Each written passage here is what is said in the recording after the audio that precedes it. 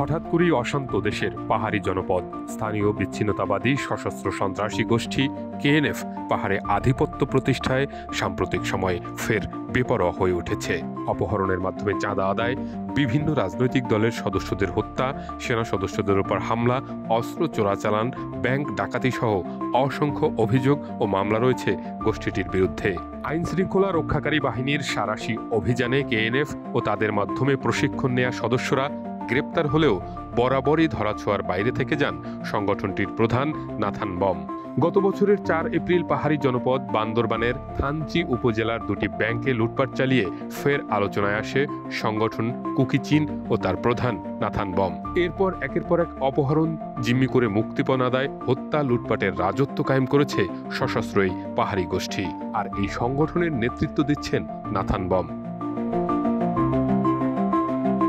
বিভিন্ন সূত্র থেকে জানা গেছে, প্রথমে কুকিচিন ন্যাশনাল ডেভেলপমেন্ট অর্গানাইজেশন কেএনডিও নামে সংগঠন প্রতিষ্ঠা করেন নাথান। ২০১৬ সালে সশস্ত্র একটি গ্রুপ তৈরি করেন। পরে কেএনডিওর বদলে কুকিচিন ন্যাশনাল ভলান্টিয়ার্স বা কেএনভি নাম দিয়ে কার্যক্রম চালান। ২০১৮ সালে অনুষ্ঠিত জাতীয় সংসদ নির্বাচনে অংশগ্রহণ করতে চায় নাথান বম। মনোনয়নপত্র বাতিল হওয়ায় নির্বাচনে অংশ নিতে পারেননি। এরপর ভারতের মণিপুর ও বার্মার চীন রাজ্যের সঙ্গে সম্পর্ক গড়ে তোলেন।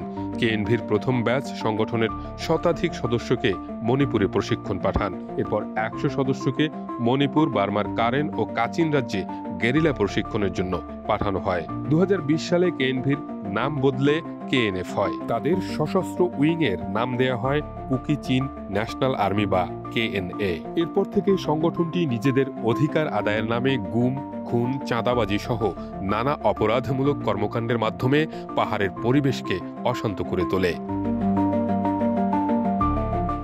নাথান বম খ্রিস্টান ধর্মাবলম্বী এবং বন সম্প্রদায়ের প্রতিনিধি দাবি করেন। তিনি ঢাকা বিশ্ববিদ্যালয়ের ভাস্কর্য বিভাগের শিক্ষার্থী ছিলেন। তার পরীক্ষার প্রবেশপত্র ও স্ত্রীর জন্মসনদ পাওয়া গেছে বান্দরবানের রুমা বাজারের ইডেন পাড়ায় অবস্থিত পরিত্যক্ত বাড়ি থেকে। এই বাড়ি অর্ধসমাপ্ত অবস্থায় ফেলে রেখে পালিয়ে যান তিনি। ওদের স্বপ্ন পূরণে পাশে থাকতে পেরে আমরা গর্বিত।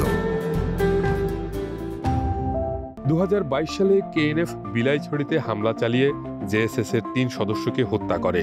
২০২৩ সালে বান্দরবানের রুমায় তাদের গুলিতে শহীদ হন ২ সেনা। একই বছরে তারা রুমার সোনালী ব্যাংকের ডাকাতি চালিয়ে ১.৫ কোটি টাকা লুট করে। ২০২৪ সালে ফের থানচি এলাকায় আরেকটি ব্যাংকে হামলা চালিয়ে ব্যাংক ম্যানেজারকে অপহরণ ও আনসার পুলিশের ১৪টি অস্ত্র লুট করে।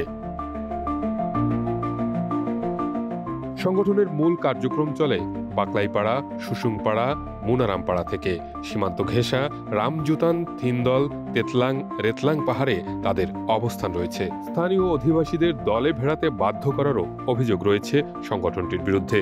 প্রতিটি পরিবার থেকে জোরপূর্বক অর্থ আদায়ের ঘটনাও ঘটছে।